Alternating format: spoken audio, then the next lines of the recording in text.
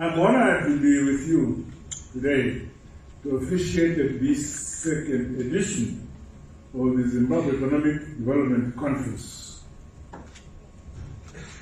ZCON 2, which comes a few weeks after we conducted our peaceful, free, fair, transparent, and credible harmonized general elections. I'm saying this in case there are those who doubt because I'm repeating it. It is my hope that over the past year, delegates made use of the wealth of knowledge gained through the inaugural conference.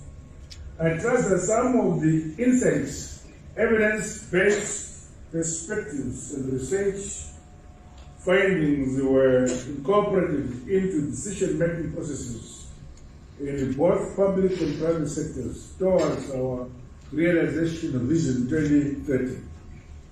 It is commendable that the conference covers thematic areas on pertinent issues affecting our economy, such as the exchange rate, inflation, as well as interest rates, and how these impact on financing for sustainable development in our country. The theme of this year's conference, Public and Private Resource Mobilization for Sustainable Development, underscores the need for all of us to explore and expand avenues for accessing resources for sustainable socio-economic development for our country. This further calls on us to generate and indeed accelerate growth through the utilization of our vast human and natural resources endowments in our country.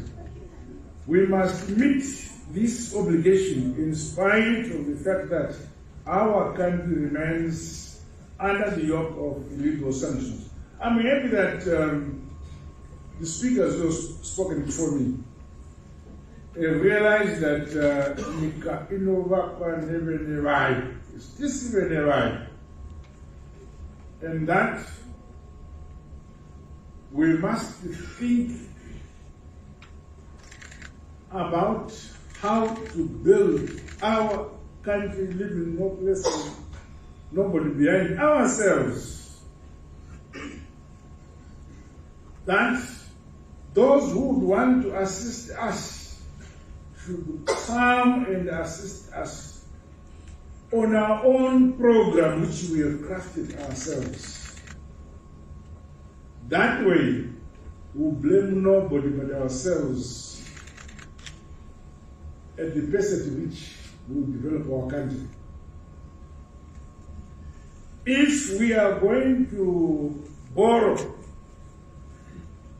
from outside and they say, how were the Eastern Tigers developed, those countries? Or another part of the world, and try to imitate, will get lost.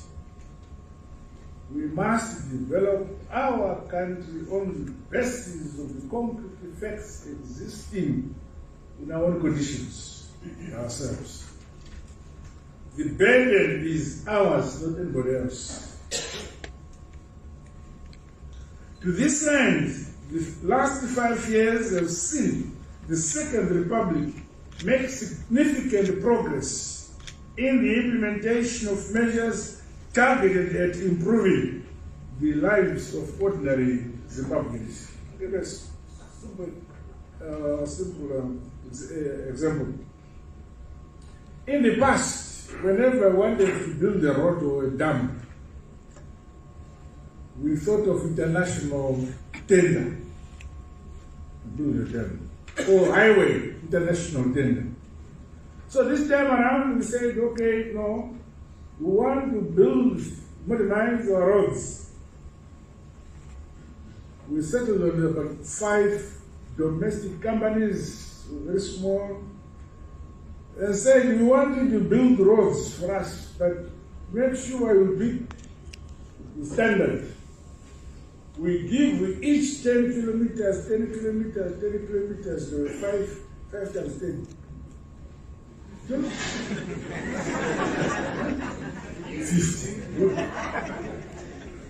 10 kilometers, 50 kilometers.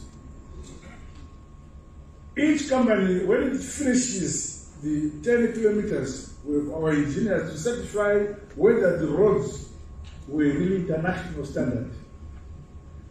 If the company passed, we then give them 20 kilometers next stage. They passed, we gave them 40 kilometers. Now we are